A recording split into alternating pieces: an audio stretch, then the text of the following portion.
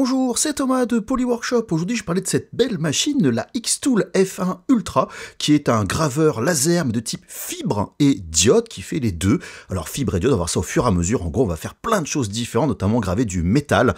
Question qui revient très régulièrement dans les commentaires. Et vous allez voir, j'ai beaucoup de choses à dire. Mais pour ça, on va découvrir un peu les projets. On va faire de la gravure sur de la médaille, on va faire du seau avec de la cire, on va faire des cartes de visite à la série et à la pelle, on va faire des grandes gravures sur du bois, on va faire de la médaille, je fais beaucoup de médailles avec cette machine, et de la gravure sur métal, c'est très précis, sur papier, vous voyez des personnages du Batman et tout, on va graver du couteau pour faire des trucs assez stylisés, de la gravure aussi en couleur, assez intéressant, bref, une machine, comme je vous disais tout à l'heure, avec deux lasers différents, fibre et donc diode, 20 watts chacun, qui permet de graver du métal, voilà, de la pierre, du bois, du plastique, vraiment énormément de choses.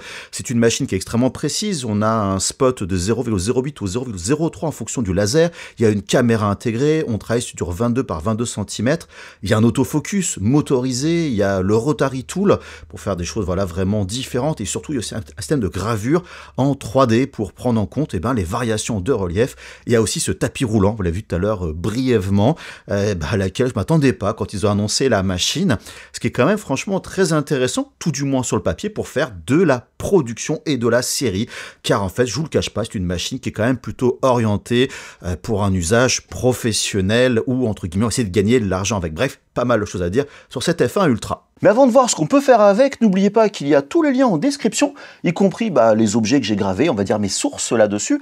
Et si vous êtes tenté par un achat typiquement de la machine, n'hésitez pas à cliquer, ça va aider la chaîne, ça changera rien pour vous. En fait, ces liens sont simplement affiliés, donc ça mettra un petit peu de beurre dans les épinards. Par souci de transparence, sachez que Xtool m'a envoyé cette F1 Ultra et tous les accessoires pour en effectuer le test. C'est pas une vidéo sponsorisée, sinon ce serait pas un test, tout simplement. J'ai mon libre arbitre et en gros, vous avez vraiment mon avis sur cette machine, voilà, sans aucun contrôle de leur part. Ils n'ont même pas vu la vidéo au moment où je la publie. Enfin, lâchez-vous sur les commentaires pour me dire qu'est-ce que vous feriez avec une telle machine. Abusez du bouton like, vraiment abusez à fond dessus. Partagez autour de vous, car comme vous allez le voir, j'ai vécu une belle aventure avec cette machine, et une belle aventure en général, ça se partage. Allez, c'est parti pour le test. Et on va commencer avec l'unboxing. Ouais, j'étais super content quand est arrivée cette machine, vraiment je l'attendais beaucoup. Alors au niveau de l'emballage, c'est très bien emballé, c'est très bien fait, très bien protégé. Je vais vous épargner vraiment tout le déballage, il y a pas mal de petits scotch comme ça à enlever. Franchement, c'est bien, dedans vous avez tous les éléments empaquetés. Alors c'est assez lourd, attention, la machine est trompeuse, elle est beaucoup plus grande qu'elle en a l'air. N'oubliez pas les protections, notamment la protection de la lentille, que j'avais oublié au début. Et là, vous voyez ces petits scotch en haut, je me suis dit, j'arrive pas à les enlever, c'est galère. En fait, non, il fallait juste faire lever la machine avec le moteur et les enlever facilement. Donc, ne faites pas avoir comme moi à essayer de forcer. Voilà, c'est totalement inutile. Et vous avez ici tout ce qui est présent dans la boîte, les différents éléments. Vous avez notamment la télécommande qu'on peut bouger. Alors, c'est pas vraiment une télécommande, il y a un fil. Vous avez les petites protections, les différents câbles, etc. Vous avez les clés. Et oui, il y a des clés sur la machine, c'est la même en fait, histoire de verrouiller votre machine ou pas. Des petites cales pour graver des choses précisément. Vous avez une protection, plutôt un surélévateur pour ce qui est la gravure du bois, les différents manuels, le tube d'évacuation flexible, alors il est rigide, c'était le cas notamment aussi sur la S1, c'est le même tuyau, c'est des avantages, des inconvénients. L'alimentation, vous voyez ici 275 watts, donc ça débite, en fait ça consomme pas tant que ça, j'étais assez étonné. Et vous avez aussi un pack de base, certes, avec quelques matières premières pour tester, voilà, de l'ardoise, des cartes de visite, du carton coloré, bref, rien de spécial. Au niveau de l'assemblage, vous voyez la clé à mettre, on branche l'espèce de télécommande, il y a des connecteurs en plus, format propriétaire, vous avez l'extraction, vous avez l'arrivée pour l'air assist ici, que j'ai pas vraiment utilisé, ça a peu de sens sur ces machines-là. Pour le tuyau, vous l'insérez tout à fait classique. Sur le côté, vous avez d'autres connecteurs USB-C cette fois-ci pour des accessoires et tout, l'ordinateur, le bouton pour allumer et le bouton d'arrêt d'urgence. Et donc cette télécommande, elle permet de voir un peu ce qui se passe, d'avoir un contrôle assez basique, surtout il y a l'autofocus. Au niveau de l'optique, là où tout arrive, il y a une lentille qui fait très grande. Là, ça se rend pas trop compte au niveau de la vidéo. Et vous avez aussi l'aspiration très importante à l'arrière. Le capot se baisse. Alors là, par contre, ça bouge un petit peu. Je me suis dit au début, c'est pas top. Et en fait, fait, à l'usage, je m'en suis pas rendu compte. Et autre accessoire indispensable, c'est le système de filtration de l'air. Alors, si vous ne pouvez pas filtrer vers l'extérieur, c'est vraiment indispensable. Ça fait beaucoup de fumée, notamment au niveau des métaux, les poudres, tout ça. Donc, c'est bien fait. Ce filtre super, vous le verrez par la suite de la vidéo. Il s'encrasse assez vite. Et donc, il y a deux autres filtres intermédiaires, un moyen et un gros. Alors, ceux-là, on les change quasiment jamais. C'est quand même assez épais et ça marche bien. J'avais peur du bruit au passage parce que c'est quand même un gros bousin. Ça aspire énormément. Mais c'est pas très bruyant, les contrôles sont assez simples et vous le voyez ici, l'aspiration est quand même, je dirais, bien efficace comme ça en sortie. Je me disais que les filtres ça va pas vraiment sortir, ça va absorber, non franchement ça marche bien et vous avez même aussi les petits trous comme ça amovibles, mais surtout depuis sorti la version AP2 qui est un nouveau filtre beaucoup plus apparemment efficace sur le papier, je l'ai pas encore testé, je ne vous le cache pas, avec un effet voilà cyclone et tout pour justement mieux traiter les petits déchets on va dire en arrivant, de façon à en fait garder plus longtemps vos filtres et surtout les filtres, enfin en partie sont nettoyables à l'eau et donc ça va être cool. Bref, j'en parlerai plus tard. Et premier modèle, enfin premier test que j'ai fait, j'ai pris une carte, j'ai fait dans le logiciel les petites décos rapides. Et je me suis dit, la vache, ça grave quand même super vite. Alors bon, c'est une carte vraiment, on va dire, bateau pour tester, mais le résultat est hyper convaincant et en quelques secondes. Et je suis allé directement dans le logiciel, donc Xtool Creative Space, avec Design Find, qui permet qui propose beaucoup de projets prêts à l'emploi. Alors il y a des gratuits, il y a aussi des payants. Et moi, ce qui m'intéressait, voilà, c'est ça, c'est de la médaille, faire de la gravure profonde. Donc ce projet, voilà, prêt à l'emploi, les paramètres déjà proposés et tout. Ça permet de poser aussi des commentaires pour voir ce qu'il en est. On l'ouvre dans le logiciel directement et hop, c'est prêt à l'emploi. Et là, ce que j'ai aussi fait, j'ai récupéré avec la caméra la vue donc de mon objet à graver, ma médaille, pour positionner précisément. Et là, vous avez les paramètres. Je choisis bien donc soit la fibre, soit le laser à diode. Je choisis les paramètres, le nombre de passes. Alors là, c'était déjà configuré. J'ai découvert, en fait, c'était vraiment le premier projet que je voulais faire. Et c'est quand même un moyen de démarrer sans trop se poser de questions. Parce que vous voyez, il y a une notion de fréquence. C'est quoi la fréquence? Alors je m'étais renseigné, on en parlera plus tard. C'est, on va dire, la fréquence du laser. Plus elle est courte, plus ça tape fort et ça creuse. Et plus c'est haut, moins ça tape fort, ça va plus rapide. Et ça permet de plutôt nettoyer. Et là, voilà, j'ai lancé cette gravure. D'ailleurs, j'ai ramené la graveuse chez moi directement. Elle n'est pas au bureau pour l'avoir en permanence avec moi. Et voilà, j'ai lancé le process. Et là, ce que vous voyez, c'est les 256 passes de gravure qui ont été faites, effectivement en accéléré, de ce projet-là. Je vous rassure, enfin, quand vous êtes devant, c'est hypnotisant. Et là, ce que vous voyez, c'est la passe de nettoyage. J'ai juste deux fréquences différentes. Et ça donne un résultat, voilà, qui est assez, franchement, bluffant. Là, j'étais vraiment comme un gosse. Ça fait 2 fois que je vous le dis depuis le début de la vidéo. Voilà, le résultat avec un petit peu de polissage. J'en parlerai au fur et à mesure, ce post-process. Mais vraiment, je sais pas quoi dire sur le moment, j'étais ultra impressionné du résultat. Et là, la vidéo, franchement, ça dessert la qualité de ce que vous obtenez. Quand vous avez ça vraiment en vrai entre les mains, tous les gens qui ont vu ça, c'était assez dingue. Et là, j'ai testé d'autres choses pour mon club de tir à l'arc. Des médailles, alors des médailles achetées sur AliExpress, vraiment, on va dire, en plastique, métallisé et tout. Mais voilà, j'ai essayé avec le logiciel de Xtool. On peut faire quand même beaucoup de choses. Vous avez vu, j'ai changé le texte, j'ai pu le déformer. Là, je lance la gravure. Alors, c'est pareil, j'ai testé aussi. On expérimente un petit peu au début les différents paramètres et ça donne des trucs relativement bien. Et vous voyez, une médaille à graver. Alors, c'est pas en gravure profonde, 1 minute. Ça va très très vite. Et là, j'ai enchaîné carrément sur autre chose, sur du tampon à cire. Vous l'avez vu, donc juste avant, on a la preview de ce que l'on va graver. On lance directement le process. C'est du laiton, comme la pièce qui est avant. Le laiton est assez, je dirais, mou comme métal. Et là, on regarde le laser qui va commencer à découper, faire ses différentes passes. Alors là, j'avais essayé 10 passes pour voir un petit peu. C'était pas assez. J'ai relancé plusieurs fois. Et là, je me dis, il y a un problème. Ouais, en fait, j'ai oublié de faire en miroir ma préparation. Donc là, je reviens dans l'outil. Vous m'excusez, c'est en miroir. J'en parlais un petit peu plus, voilà, de ce logiciel. Donc, vous voyez la puissance à 100%.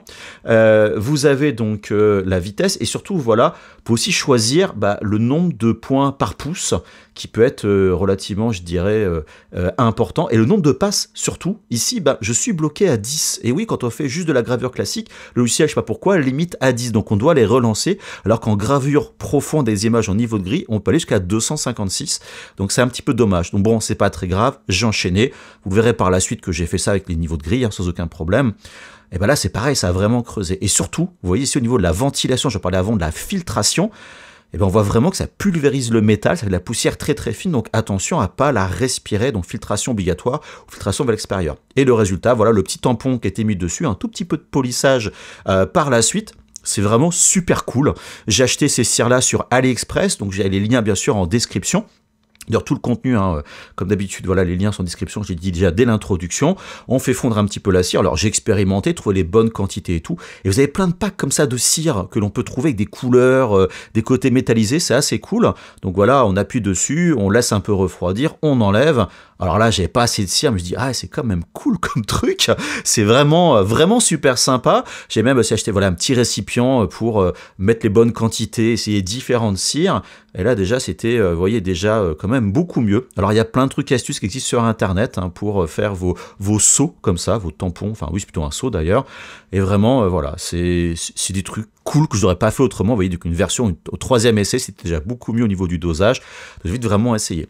Alors, j'ai aussi essayé une autre carte de visite en aluminium, alors beaucoup plus épais, avec la peinture à décaper. Vous voyez, 40 secondes pour faire une carte. Et là, franchement, vous allez voir d'autres cartes par la suite. Celle-là, elle fait ultra pro, hyper professionnel. Et pourquoi je parle de ça? Parce que ce tapis roulant, je l'ai essayé. Et franchement, je me disais, un gadget, j'en parlerai un petit peu à la conclusion. Il est hyper bien fait et je trouve l'idée super smart. Vous voyez mes mains, j'ai des grandes mains, n'oubliez pas, c'est quand même un gros tapis, c'est bien épais, c'est bien pensé. En fait, tout ce que fait Xtool, c'est quand même très qualitatif, hein, je vous le cache pas. Après, bon, il y a un prix aussi à ce genre d'accessoires. Et le process, voilà, là je fais du porte-clés en bois, donc pas du laser fibre, du laser diode, tout à fait classique. Je prépare dans le logiciel, voilà, donc ce que je vais vouloir, comment je vais le graver. J'ai pas pris le bon d'ailleurs au passage. Je vérifie mes différents paramètres et tout. Et vous avez tout un process comme ça, de dire, ouais, mais je fais du bois, c'est quoi les bons paramètres? Et dans le logiciel, vous avez tout un ensemble de préconfiguration, enfin de paramètres préconfigurés comme le bois et tout. On peut choisir, là je vais être sur le tapis roulant, ça va vous accompagner pour vous dire qu'est-ce qu'il faut faire comme étape pour faire les choses. Là il va falloir notamment faire ce qu'on appelle un frame, c'est-à-dire voir quelle est au niveau de la caméra la zone, et ça vous dit ce qu'il faut faire et ne pas faire. Vous êtes vraiment accompagné, ça qui est agréable. Donc j'encadre bien pour détecter la forme. Sur le tapis roulant, je mets mes différents porte-clés les uns à côté des autres. Je lance la première gravure, donc déjà au moins je vois ce qui se passe directement au niveau de résultat. Vous avez vu la fumée. Et là, le tapis roulant, hop, il avance. La caméra va, elle, voilà, analyser qu'est-ce qu'il y a justement au niveau de ce tapis roulant. Vous avez une photo et tout dessus. Ça va faire donc ce frame reconnaître les différents objets. Et une fois que ça va être OK, ça va relancer la gravure, détecter les objets et enchaîner comme ça au fur et à mesure vos différents éléments et faire de la production. Mais il y a un mais, le tapis il est allé trop loin. La graveuse, le tapis, il continue et il trouve plus rien. Donc il y a une petite expérimentation, voilà, il faut découvrir. Alors on peut mettre en vrac les différents éléments.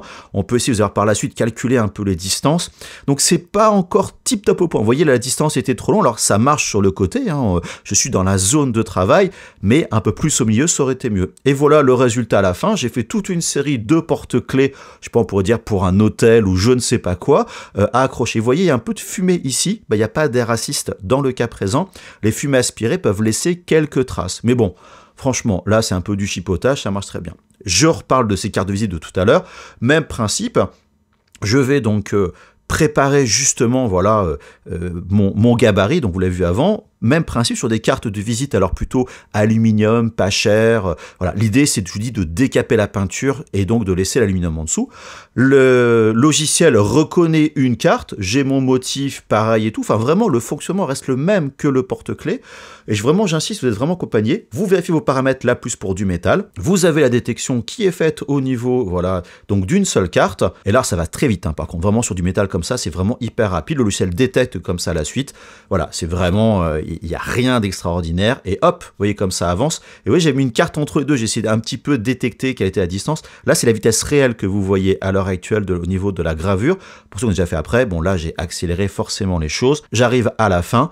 On va enchaîner directement sur, hop, le tapis roulant avance, et je suis à peu près au milieu. Donc vous voyez, je commence à trouver un peu la bonne distance. Donc là, bien évidemment, comme ça, j'accélère, et je peux enchaîner directement les productions. Je mets mes cartes un peu au fur et à mesure, et ça tombe de l'autre côté du tapis roulant, et je peux, comme ça, vraiment enchaîner. Donc vous allez voir que en l'espace finalement de quelques minutes, avec un petit peu d'organisation et trouver les bonnes distances, et ben on fait beaucoup comme ça de cartes de visite. Hein. C'est une façon de faire des choses. Alors, bien sûr, à vous de vous projeter sur autre chose que des cartes de visite. Hein.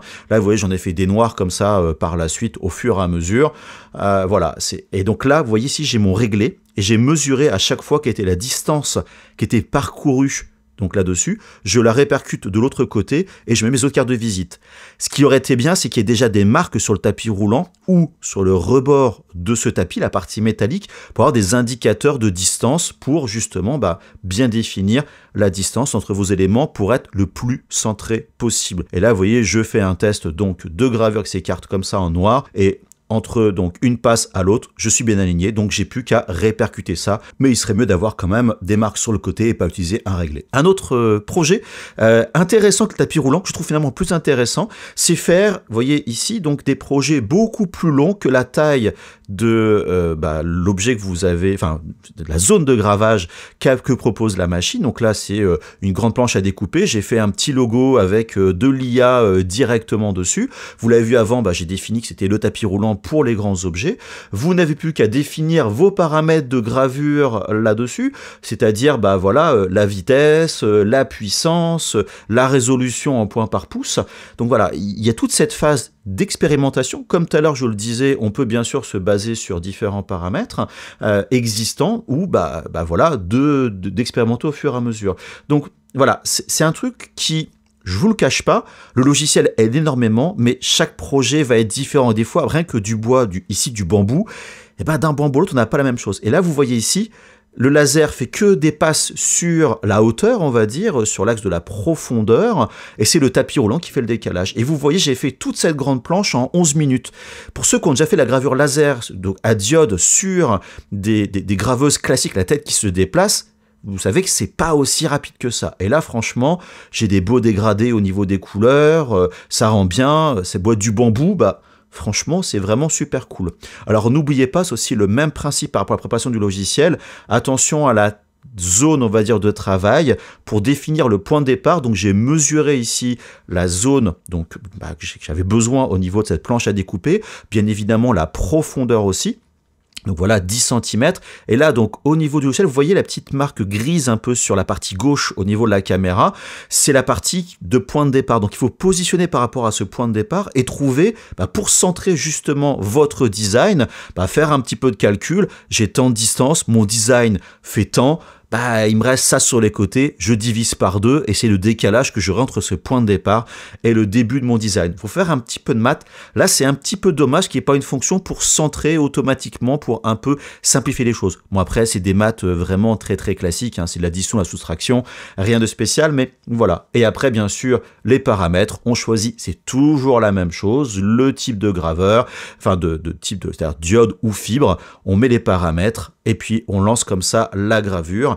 Et votre design, en l'espace de quelques minutes, va être fait. Et ça, franchement, je trouve que le tapis roulant est très intéressant parce que je vous disais il y a quelques instants, on va graver plus vite que sur des graveuses assez classiques. Alors bien sûr, je parle pas de graveuses laser CO2 et tout, mais surtout c'est qu'on peut le transposer à d'autres types de matériaux. On peut transposer ça à du métal, à du tissu, etc. Mais attention à la sécurité. Je vous l'ai laissé.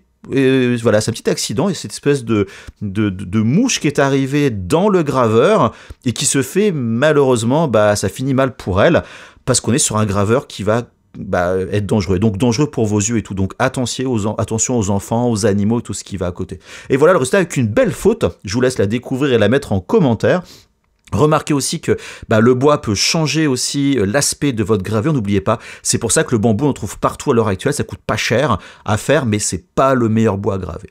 Et maintenant, projet totalement différent, je vais parler donc de médailles avec, vous connaissez ma passion pour le Creative Maker, je me suis fait une médaille Poly Workshop, soyez créatif, design dans Illustrator, rien de spécial, c'est que du noir et blanc, il n'y a pas de niveau de gris. J'ai importé ça directement dans le logiciel, comme avant, vous l'avez vu, c'est le même principe que le premier exemple que j'avais essayé, avec la caméra qui m'aide énormément à positionner précisément, et là c'est Ça joue à pas grand chose, hein. Donc vous avez le recto et vous avez le verso.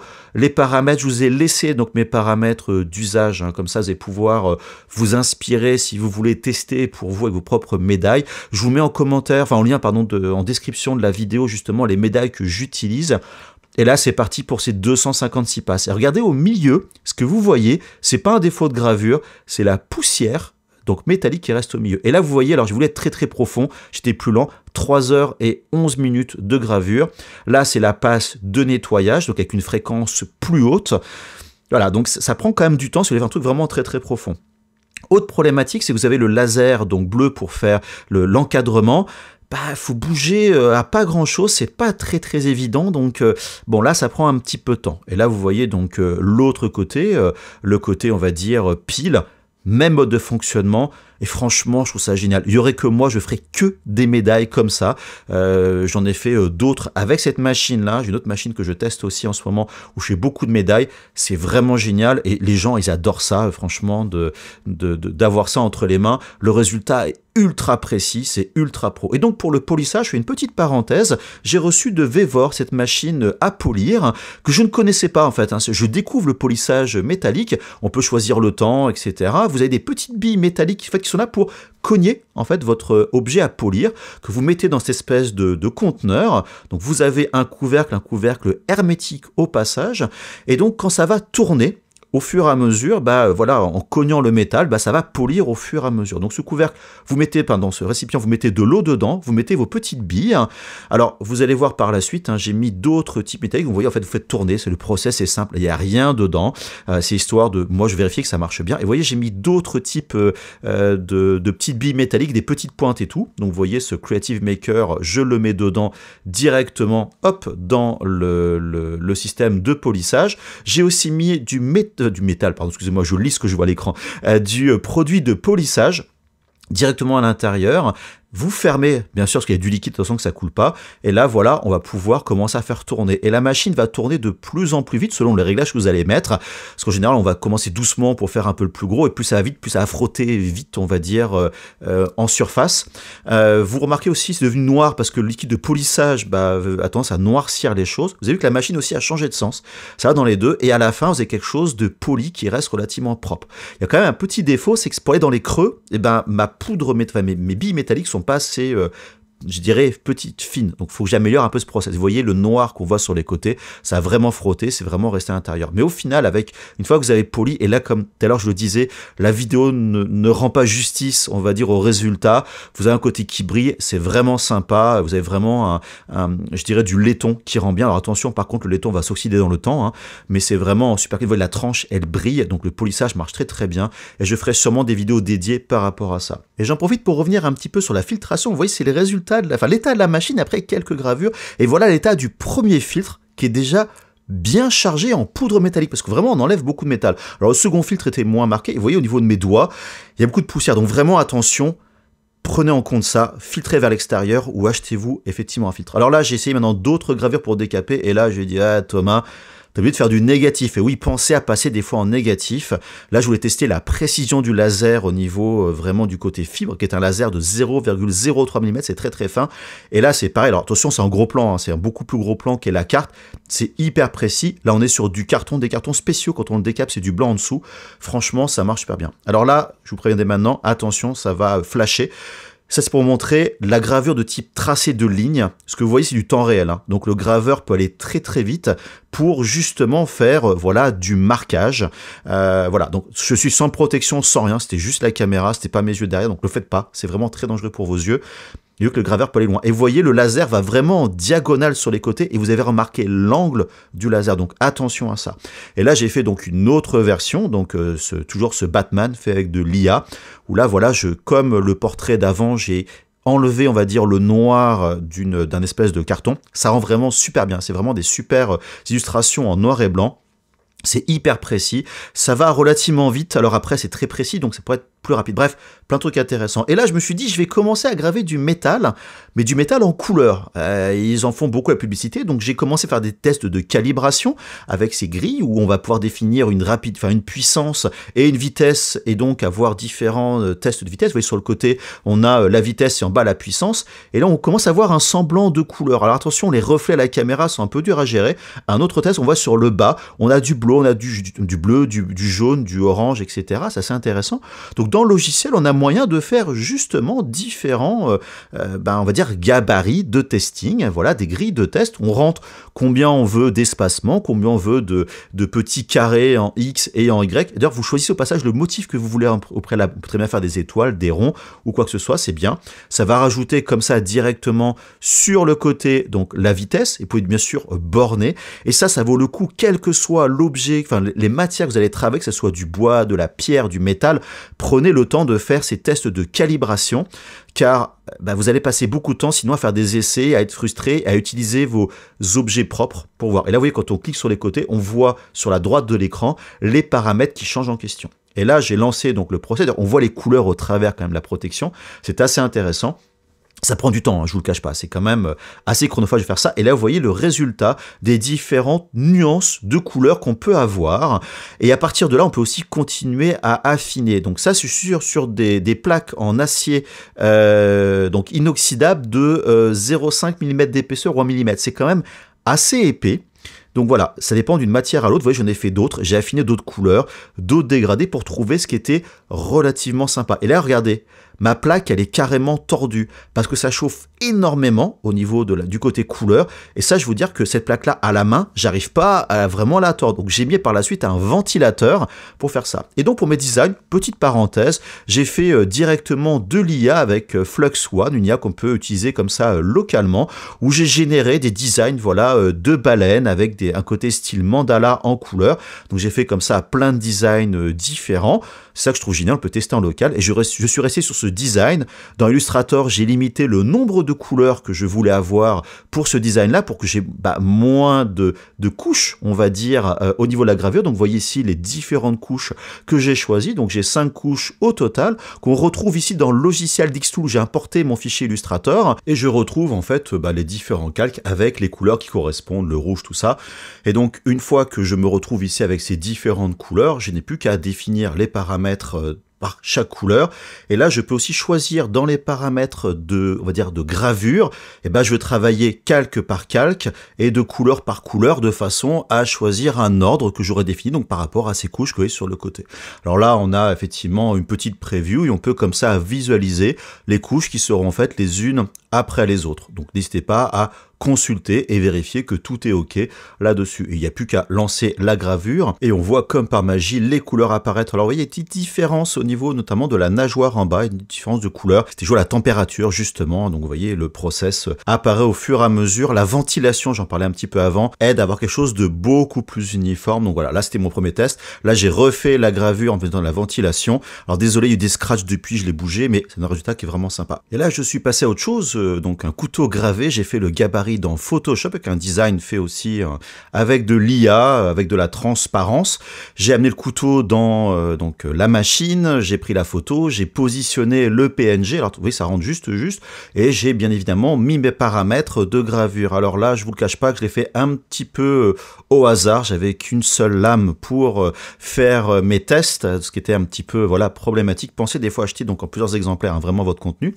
Je l'ai mis directement dans la graveuse, vous voyez, et j'ai essayé de positionner directement la prévisualisation donc de ce laser précisément, et là j'ai lancé la gravure. Alors le résultat, ça marche, mais vous le voyez ici, c'est quand même assez léger, voilà. Et là, je me suis dit, bon, allez, on va changer les paramètres, et surtout, j'ai relevé mon laser, que ce soit un petit peu plus haut, augmenter la puissance. Vous voyez que là, le gravage se fait, on voit même la poussière métallique qui est sur le bord, et le résultat est quand même assez sympa. Et pour le moment, j'ai fait autre chose, j'ai tapé un texte en japonais, Ryori no Joanetsu, qui est la passion de la cuisine, et là, j'ai mis du scotch pour masquer, pour éviter les traces et tout, et là, l'intérêt, c'est qu'on peut mélanger, donc, les deux paramètres de gravure, pas les paramètres en fait, les deux types de laser, le diode et le fibre par exemple, j'en parlerai au moment de la conclusion. Donc là je vais graver, donc je suis en lumière bleue, je vais donc définir la puissance et tout, donc on a ici la prévisualisation qui apparaît. L'idée va être donc de décaper le scotch et ensuite donc de graver le bois en dessous, et le scotch va éviter d'avoir en fait de la fumée, laisser des traces directement sur le bois. Et là vous avez le résultat de la lame. Une fois que j'ai poli, j'ai enlevé un petit peu le côté noir, j'ai nettoyé, et là le manche. Alors là, au niveau du bambou, bon, je sais pas si c'était comme bois, j'ai peut-être pas gravé assez profond, mais le concept marche bien. Maintenant, je suis passé à de l'ardoise. Vous savez que j'adore l'ardoise. C'est vraiment une matière qui est extraordinaire à imprimer. Vous trouvez ça directement sur Amazon, sur AliExpress. Enfin bref, ça se trouve très facilement l'ardoise maintenant. Au niveau des paramètres, voilà, je suis parti sur des paramètres proposés donc par le logiciel. J'aurais peut-être pu un petit peu changer un petit peu ça. Donc vous voyez, je le fais notamment au niveau de la vidéo. On peut même choisir ici donc d'inverser votre image. Le but pour moi, c'est d'avoir tout ce qui est blanc en fait, vraiment de graver, enfin de noir, excusez-moi, d'inverser les choses. Donc vous voyez ici, on a le test qui apparaît, on a quelque chose qui est assez contrasté, alors on ne se rend pas trop compte au niveau de la vidéo, c'est plus blanc que ça en a l'air, et surtout n'hésitez pas à mettre une sorte de vernis dessus sur l'ardoise, ça marche très bien, ça fait un côté liquide. Et j'ai aussi testé l'axe rotatif, alors j'ai fait différents tests, alors ma matière première était pas terrible, vous voyez, c'est des espèces de gourdes trouvées chez Action, je sais pas ce que c'est comme métal, mais c'est pas du vrai métal, je sais pas du tout dessus. Et donc voilà, c'était histoire de tester un peu le système. Donc vous remarquez, on peut pas baisser le capot jusqu'en bas, ce qui fait que la lumière passe au travers. Donc attention, si vous avez des animaux, des enfants. Et là vous voyez le résultat, c'est un petit peu bof. Alors vous avez vu avant, j'ai fait du métal, ça marche très bien. C'est vraiment que votre matière va beaucoup jouer. Et là, oui, je suis allé dans directement le logiciel Dixtool, chercher les paramètres que je voulais avoir. Donc je voulais donc soit de l'infrarouge, soit donc de la lumière bleue. Je veux graver, et là donc pour faire une autre gourde, vous allez voir donc par la suite, j'ai repris mon logo comme ça Polyworkshop, une version un petit peu plus petite. Donc vous voyez, j'ai repositionné donc mon logo avec l'indicateur visuel, je définis ma hauteur, où là en fait j'ai augmenté de 5 mm mon laser pour perdre la mise au point, qui va permettre d'avoir quelque chose de beaucoup plus noir. D'ailleurs, on le voit ici à l'heure actuelle, on a un résultat même, voilà, pendant la vidéo où c'est déjà beaucoup plus noir. Sauf que, en fait, non, c'est plutôt, ça a changé un petit peu l'orientation de la lumière. Et là, voilà, j'ai vraiment mon résultat avec les 5 mm qui ont été faits en fait dessus. Avant, c'était pas le cas.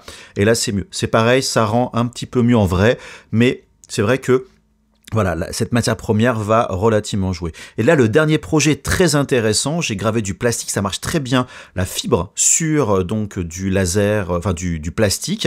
Et là, donc je cherche mes différents matériaux. Je me suis basé sur un paramètre de bracelet en silicone, vous savez, comme les Apple Watch et tout. Et là, j'ai choisi la F1 Ultra, les 20 watts.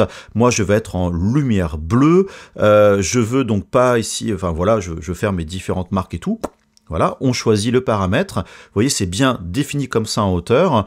Et je voudrais maintenant ne plus être sur une surface plane, mais être sur une surface courbe. Donc là, il vous dit, par contre, en haut, ah ouais, mais les paramètres que tu as mis, ils ne marchent pas avec. Pourquoi? Je n'en sais peut-être une limitation, parce qu'en fait, on grave la même matière. Là, on va définir la zone de travail au niveau donc de l'objet.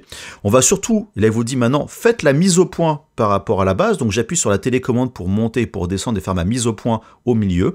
Et là, donc, on va définir, je veux pas une zone de 50 par 50, mais par exemple, je crois 70 par 70.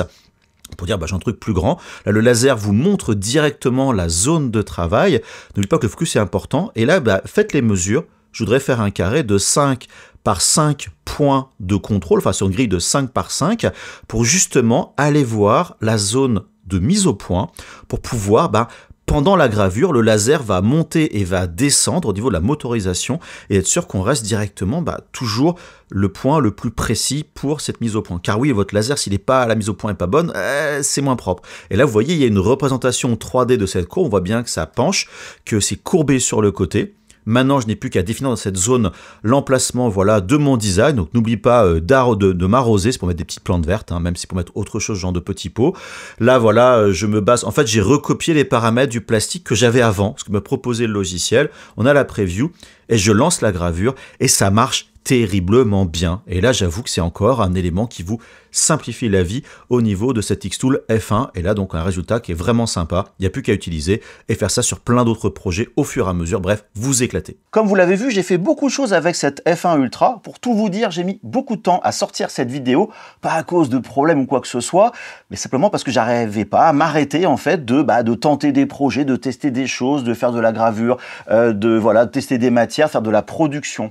Donc cette conclusion va être longue et surtout, si je devais m'étaler franchement, elle pourrait durer 2 heures que la conclusion. Car il y a même des infos juste d'usage que j'aimerais vous partager, mais malheureusement, ce serait vraiment trop long. En tout cas, attendez-vous à l'avenir à voir d'autres vidéos autour de ce graveur laser, parce que franchement, il y a vraiment plein de trucs que j'ai envie de faire. Je vous le dis dès maintenant, cette machine, enfin pour moi tout du moins, elle est vraiment extraordinaire et je pèse mes mots. Car ce n'est pas que la machine qui est bien, en fait, c'est tout l'écosystème dans son ensemble. C'est-à-dire, il y a le logiciel, vous l'avez déjà vu pendant la vidéo, les accessoires proposés, les vidéos en ligne, les tutos, etc. L'IA pour générer du contenu, la communauté qui est quand même plutôt relativement grande, ce qui en résulte d'une machine faite avant tout pour des personnes créatives et pas forcément des techniciens et techniciennes qui vont devoir apprendre des milliards de trucs avant de faire le moins de projets créatifs. Alors, j'ai peut-être moi une image du geek, etc. Alors ouais, c'est sûr, j'adore me prendre la tête pour différents projets, des technos, etc. Mais en fait, la réalité, c'est que je préfère largement produire mes expérimentations que, par exemple, de prendre des heures à calibrer une machine, faire des dizaines de tests hasardeux pour arriver à mon résultat. Et ici, pour moi, en fait, Xtool fait vraiment fort.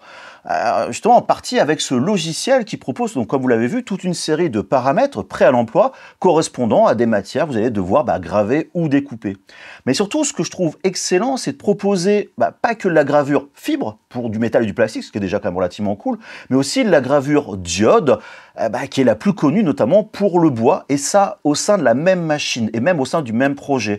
Donc si vous pouvez utiliser ces deux lasers, ce qui est vraiment cool. D'ailleurs, vous aurez un projet dans une future vidéo où je grave du marbre, j'utilise le laser diode pour découper le scotch de marquage, et puis ensuite je passe au laser fibre pour graver de la pierre. Vous allez voir, c'est terriblement efficace. Mais ça permet surtout de pouvoir travailler sur presque tous les types de matériaux sans changer de machine. En gros, une machine pour presque tout, car il y a bien une chose en fait que cette machine ne peut pas graver et découper, c'est le plexiglas, enfin en gros l'acrylique transparent. Je parle bien du transparent. Pour ça, il n'y a que les graveurs de type CO2, par exemple, comme la P2 ou la P2S de Xtool, qui peuvent le faire. J'avais aussi utilisé beaucoup de superlatifs dans cette vidéo, mais franchement, c'est vraiment ce que je ressens sur cette machine. J'ai vraiment un enthousiasme qui est réel, et ma frustration en fait autour du fait que j'ai pas assez de temps pour l'utiliser autant que je le voudrais. Et j'ai franchement tellement d'idées, notamment de business que je voudrais faire avec. C'est vraiment frustrant. Car justement, c'est le business en fait qu'il faut garder en tête. Soyons clairs, la machine, c'est un tarif premium. C'est encore plus si vous prenez des accessoires à droite, à gauche. C'est destiné pour les personnes qui vont l'utiliser intensivement, faire du business, comme par exemple vendre sur une plateforme comme Etsy, aller sur des marchés pour faire de la vente en ligne et bien plus. Ou alors, vous voulez vraiment vous faire plaisir, vous êtes allergique à la techno, on va dire avancée, et vous êtes prêt à payer pour cette simplicité. Donc voilà, je suis de ces personnes passionnées qui pensent que la simplicité, ça a un prix, typiquement comme l'écosystème Apple. La bidouille, ça permet d'aller à l'économie. Le fait de passer des heures à apprendre des logiciels plus ou moins complexes, ça permet aussi de faire d'autres choix assez intéressants, mais c'est clairement pas pour tout le monde. Donc je vais sortir sous peu un test d'un autre graveur fibre, par contre qui fait que fibre, moins cher, mais c'est pas du tout le même écosystème, c'est pas le même délire, on va dire. Mais ça, c'est pareil, ça va pas non plus à tout le monde. Bref, revenons à cette F1 Ultra et on va attaquer notamment ses aspects positifs. Déjà, quand vous gravez avec du laser, la mise au point, ce focus, c'est quelque chose qui est vraiment important pour assurer la qualité et la précision. Et là, le système motorisé, c'est vraiment ultra pratique, surtout quand vous le couplez à la caméra, vous l'avez vu effectivement avant. Et en plus, cette mise au point peut être automatique. Vous appuyez sur un bouton, ça détecte la hauteur, ça marche nickel. Et en plus, du fait qu'on peut rentrer numériquement les valeurs, on peut tricher pour, par exemple, changer ce point de focus et rendre le marquage, vous l'avez vu aussi avant, plus sombre sur certains métaux. En prime, vous l'avez vu sur l'espèce de support plastique, le dernier projet, on peut graver des objets qui sont pas plats. Et ça, c'est pas une fonction qu'on trouve facilement sur des machines concurrentes, ou sur des machines qui sont pas du tout le même prix, beaucoup plus important. Alors, je ne l'ai pas précisé, mais cet objet que vous avez vu dans la vidéo, il est quand même assez haut. Et la machine, elle monte justement très haut, bien plus que je l'imaginais, pour permettre des mises au point sans réelle limite, on va dire, raisonnable de taille d'objet. Alors, justement, je reviens sur la caméra, que je trouve vraiment hyper pratique d'avoir cette zone de travail. On voit les objets gravés, on place le design. Voilà, c'est vraiment optimisé, même s'il faut quand même se méfier de la hauteur des objets qui va jouer sur la perspective. On peut perdre un peu en précision, contrairement à un objet qui est posé vraiment à plat sur la base de la graveuse. Vous avez aussi, pour accompagner la machine, pas mal d'accessoires qui, on va pas se le cacher, peuvent faire gonfler quand même la note, mais qui peuvent, en fonction de vos besoins, être super utiles. Tout d'abord, pour moi, celui qui est le plus important, c'est le système de filtration d'air. J'ai testé l'ancien modèle, vous l'avez vu dans la vidéo. Franchement, il fait bien le taf. Il n'y a aucun problème dessus. Ça filtre même plutôt bien, mais le filtre supérieur peut vite quand même saturer au bout de pas si longtemps. Et voilà, dans mon bureau, alors qu'il n'est pas très grand, il y avait quand même vite une odeur de métal à force de graver ces pièces. C'est pour ça que le nouveau modèle, le AP2, m'intéresse pas mal car il semble être plus efficace. Et surtout, les filtres lavables en partie, c'est un truc, je trouve, quand même assez intéressant sur long terme. Donc pour moi, c'est plutôt le modèle à choisir. Il faut savoir que dans l'ensemble, Xtool semble vraiment, enfin c'est mon avis tout du moins, prendre en compte la sécurité, donc pas que des machines, mais aussi de nous et notre environnement de travail. Quand vous bossez dans une pièce fermée, il n'y a pas de sortie vers l'extérieur, c'est quand même super important. Il y a ensuite le tapis roulant, alors vu comme un super outil de productivité ou alors peut-être comme un gadget. Actuellement, je pense que c'est très bien pour graver des grandes pièces, comme vous avez vu la planche à découper, ça s'y prête vraiment très très bien. Parce que voilà, on a l'avantage du galvo, donc c'est type de laser, mais sur des plus grandes surfaces qu'un petit volume. Mais pour la production en série d'objets individuels, je suis pas totalement convaincu parce qu'il faut bien organiser le tapis, prendre en compte la distance, etc. Il y a des objets qui sont un peu trop ignorés par la caméra. Par contre, voilà, je pense que c'est plutôt un problème logiciel que matériel, donc peut-être avec les mises à jour du micro-logiciel, du firmware, ça devrait s'améliorer. Alors, j'ai 50 médailles à graver pour mon club de tir à l'arc, je vais faire pas mal d'essais, bref, je vous tiendrai au courant là-dessus par la suite. Justement, pour la production en série, je pense que, en fait, plus à l'usage, une cale, mise sur la base, avec le petit interrupteur à doigt ou la pédale que vous découvrez, parce que je ne l'ai pas présenté vraiment pendant le test, qui permet de relancer la gravure précédente sans passer par le logiciel, ça peut être une solution intéressante, quoi qu'il y ait quand même un contournement, simplement faire un double tap sur la télécommande de la machine pour relancer la même action. Mais pour faire vraiment de la grosse série, j'ai envie de dire, ça se considère. Il manque juste une solution, tout du moins au moment où j'enregistre la vidéo, pour par exemple incrémenter un chiffre pour faire des numéros de série, ou alors enchaîner des textes à graver à la queue leu. Bref, voilà, espérons que ça vienne à l'avenir. Par contre, l'accessoire que je trouve important en fonction de ce que vous visez comme production, c'est le système rotatif, le RA2 Pro. Je vous ai montré une petite partie sur les gourdes, mais ça permet vraiment de faire beaucoup de choses, en particulier des bagues, des bracelets, on va dire rigides, des fioles, du verre, des thermos, enfin pas mal de choses, effectivement cylindriques, circulaires. Et là, il n'y a pas de contournement possible.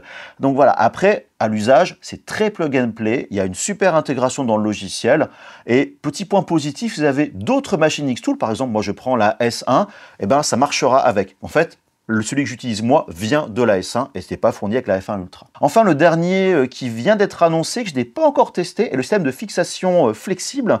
Il permet de positionner dans une position souhaitée des objets qui seraient pas plats et surtout qui ne pourraient pas tenir en place. Donc je suis assez curieux de le voir en action. J'avoue, pour certains objets, ça a vraiment du sens. Revenons à la machine et surtout sur ces deux lasers de 20 watts chacun. Pour la partie diode, donc plutôt bois, etc., franchement, 20 watts, c'est largement suffisant. En proposant en plus ce spot, cette puissance, il n'est pas trop large, donc on aura de la gravure relativement précise, sans perdre trop de temps, parce que ça va être assez rapide. Par contre, pour faire de la découpe plus ou moins épais, jusqu'à 10 mm, ça va très bien marcher, mais voilà, au niveau de la machine, c'est plus une graveuse qu'une découpeuse, car le laser sur les côtés part en biais, vous l'avez vu à quelques moments dans la vidéo, donc pour des découpes d'emboîtement, ça peut être assez problématique, et en plus, il n'y a pas d'air assist vraiment intégré, on peut souffler dessus, mais de relativement haut, pour souffler les fumées au maximum de façon efficace, qui laisse des traces de fumée.